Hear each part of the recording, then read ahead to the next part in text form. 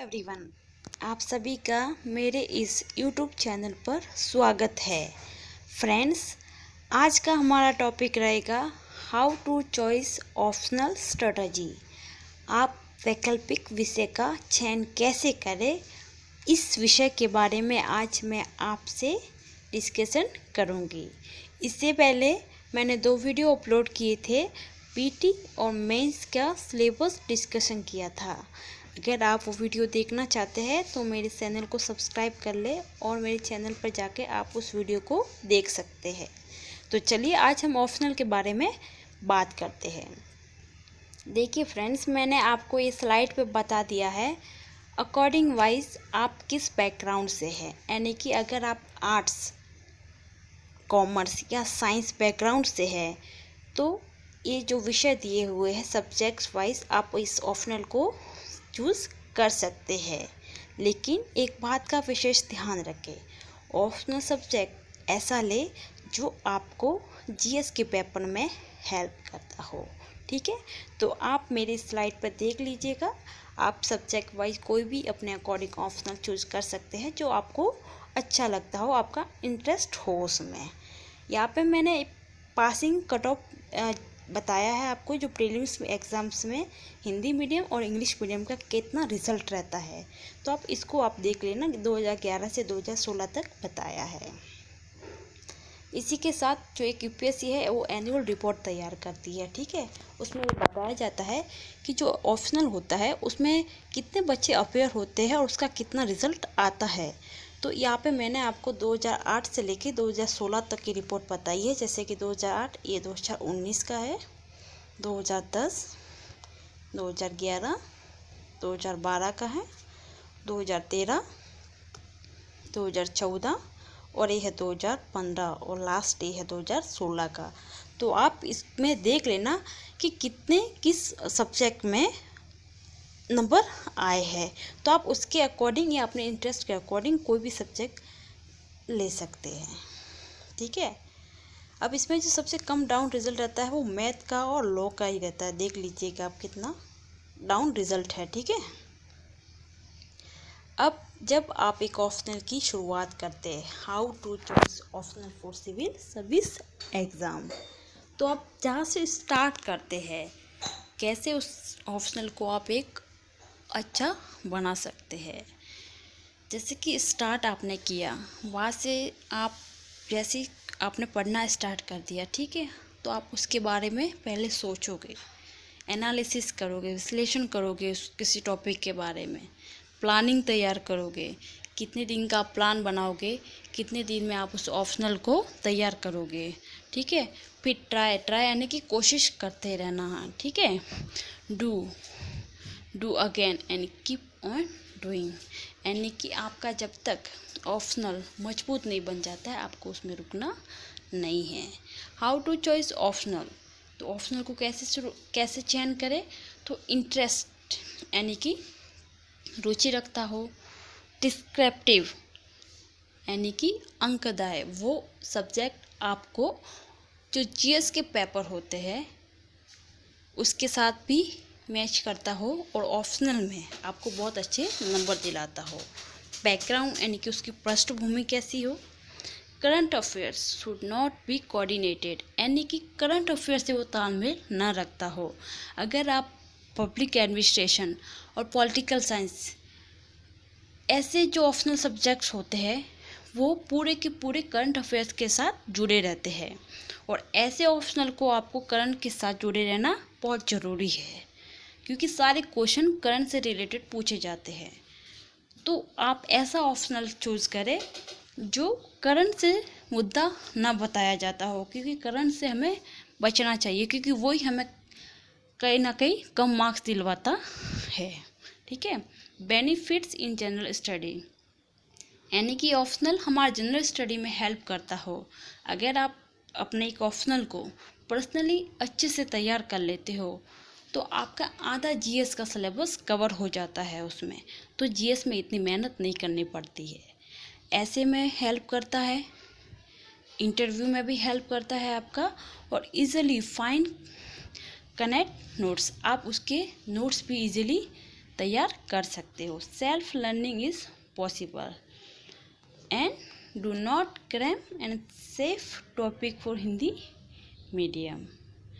Small syllabus यानी कि उसका जो सिलेबस होता है वो छोटा हो, और preparation possible and 3 and 4 month यानी कि आपका 3 से 4 महीने में अच्छे से ऑप्शनल तैयार हो जाए। How to find your interested यानी कि जो जीएस का पेपर होता है जनरल स्टडी का, वो ऑप्शनल जो चूज़ करते हैं वो जीएस के पेपर में कितनी भूमिका निभाता है।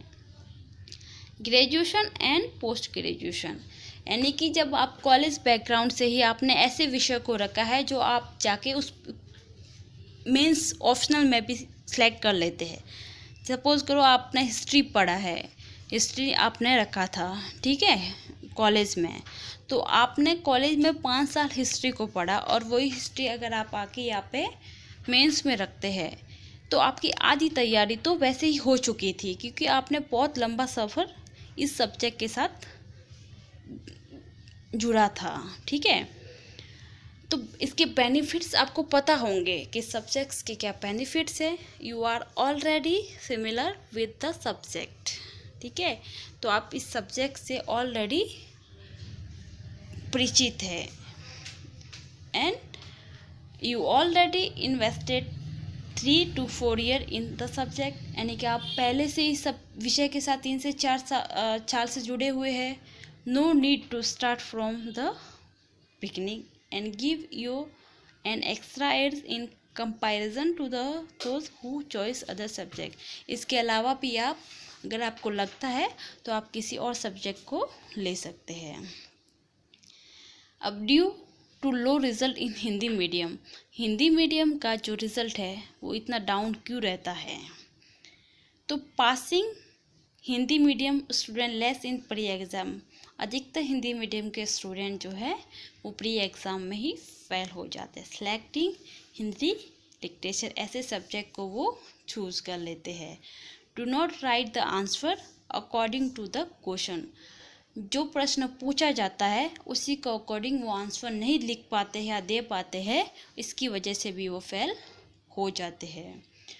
Choice the wrong optional subject with speaking to a friend, यानी कि ऐसा ऑप्शनल सेलेक्ट कर लेते हैं जो अपने फ्रेंड ने बताया हो।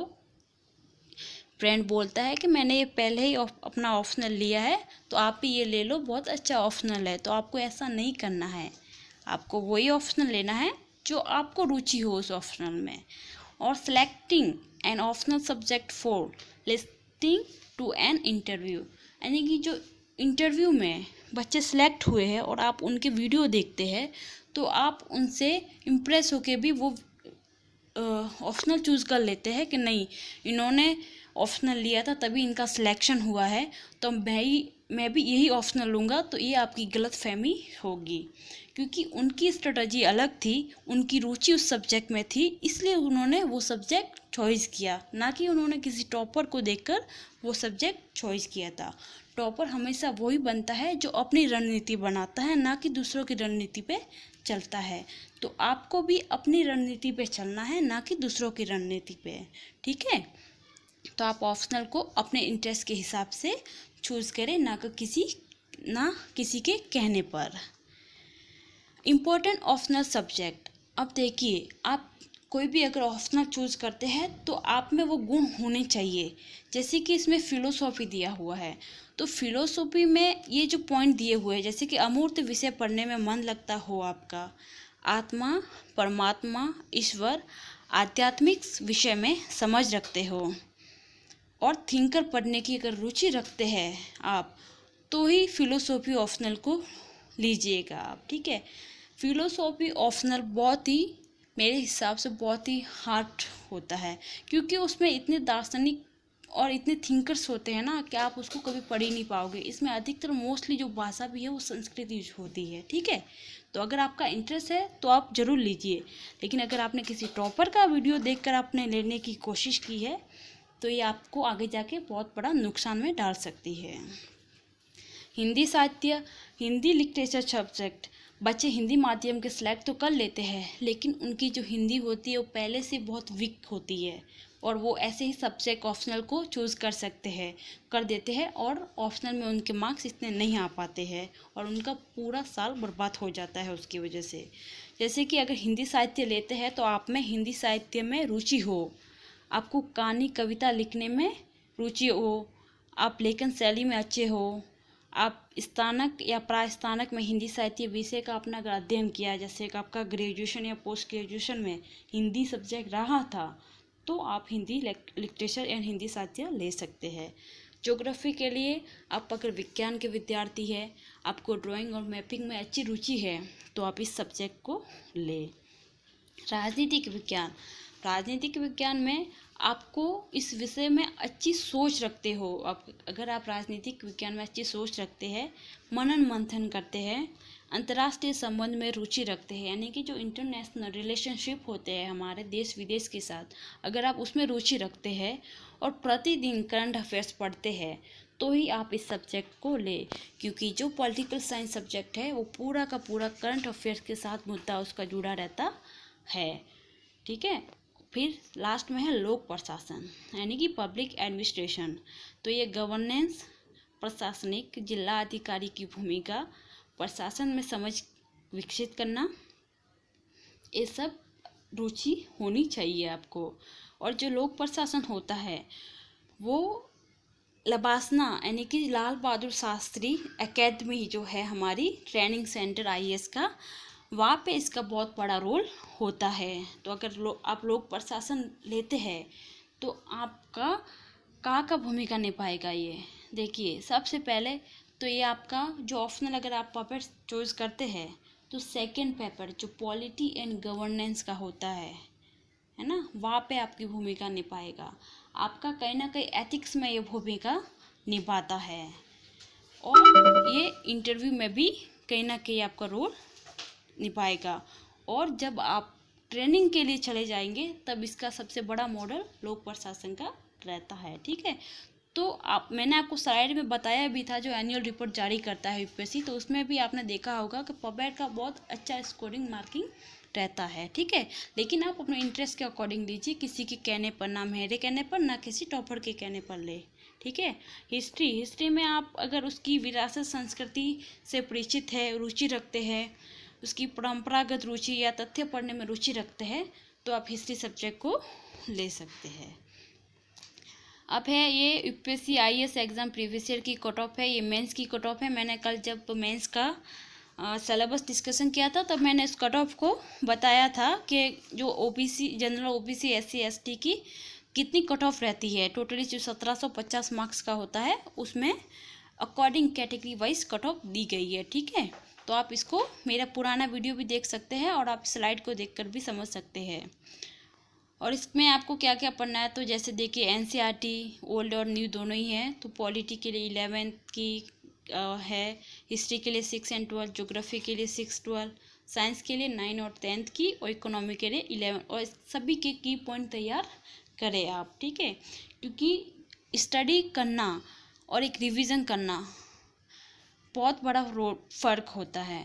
आप जब पढ़ाई करते हैं तो उस पढ़ाई के साथ रिवीजन बहुत ज़रूरी है। अगर आपने उस टॉपिक को पढ़ लिया और उसी टॉपिक को आप महीने बाद पढ़ते हैं तो आप उस टॉपिक से कभी परिचित नहीं हो पाएंगे। वो टॉपिक आप एक महीने बाद बिल्कुल ही भूल जाएंगे। तो अगर आप कोई टॉपिक आज पढ़ रहे हैं तो उसको साथ साथ में रिवाइज करते रहिए, ताकि वो आपका जो टॉपिक है मजबूत बन जाए। अब न्यूज़पेपर में हिंदी माध्यम के जो स्टूडेंट है वो दैनिक जागरण, और जो इंग्लिश मीडियम के हैं वो द हिंदू और द इंडियन एक्सप्रेस पढ़ सकते हैं। और how to make a notes, कैसे नोट्स बनाएं।